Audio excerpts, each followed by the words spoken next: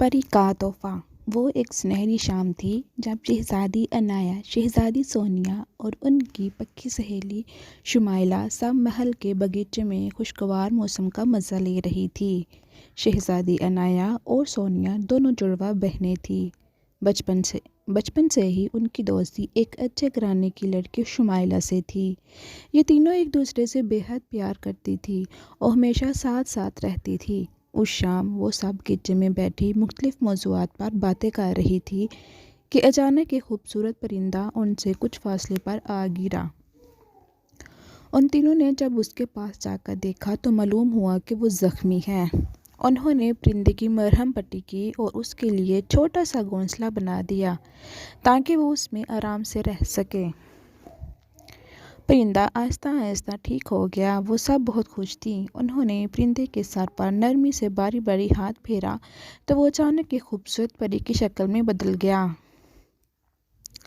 وہ تینوں بہت حیران ہوئی، مگر پری نے انہیں کہا کہ انہوں نے اس کی دیکھ بھال کی جس کے بدلے وہ ان کو تحفہ دینا چاہتی ہے۔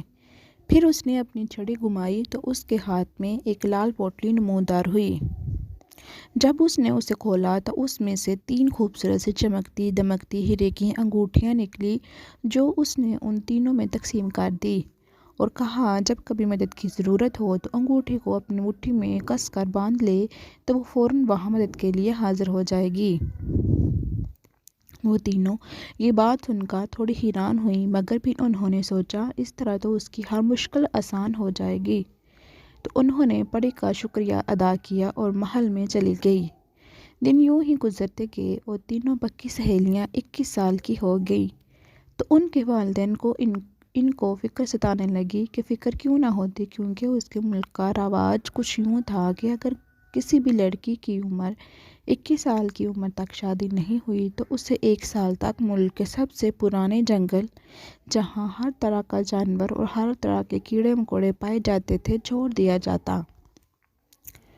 وہاں اپنے گھر کا کوئی سامان بھی نہیں لے جایا جا سکتا تھا۔ سب اسی فکر میں مطلع تھے کہ اچانک چند آدمی آئے جو زبردستی شہزادی سونیا اور عنایا کو ان کی سہیلی شمائلہ کے ساتھ جنگل تک لے گئے۔ وہ تینوں 3 الگ الگ سمتوں میں چلی گئیں اور کوئی نہ کوئی راستہ ڈھونڈے تاکہ اس جنگل سے باہر نکل سکے۔ آخر تینوں کے راستے جدا جدا ہو گئے۔ پھر 1 گھنٹہ چلنے کے بعد شہزادی عنایا کو شدت سے پیاس لگی۔ اس نے سوچا اب میں پانی کہاں ڈھونڈوں گی؟ اچانک ہی اسے یاد آیا کہ وہ تو جب چاہے پری کو بلا سکتی ہے۔ تو اس نے فوراً اپنی انگوٹھی اتار کر اپنی مٹھی میں کس کر پکڑی تو ایک زوردار جھٹکا ہوا اور پری وہاں نمودار ہو گئی۔ اس نے شہزادی عنایا سے پوچھا کیا کام ہے؟ تو عنایا نے اسے بتایا۔